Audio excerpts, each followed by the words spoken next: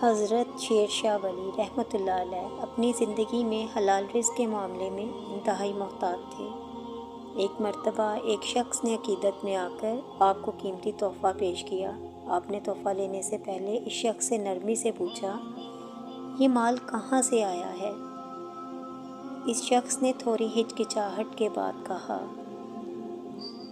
یہ مال اس کی کمائی کا پورا یقین نہیں، بس حالات کی مجبوری میں آ گیا ہے۔ یہ سنتے ہی حضرت شیر شاہ ولی رحمۃ اللہ علیہ نے تحفہ واپس کرتے ہوئے فرمایا، جس رزق میں شبہ ہو وہ جسم تو پال سکتا ہے مگر دل کو اندھا کر دیتا ہے۔ پھر آپ نے مزید فرمایا، اللہ کی راہ میں وہی چیز قبول ہوتی ہے جو خود بھی پاک ہو۔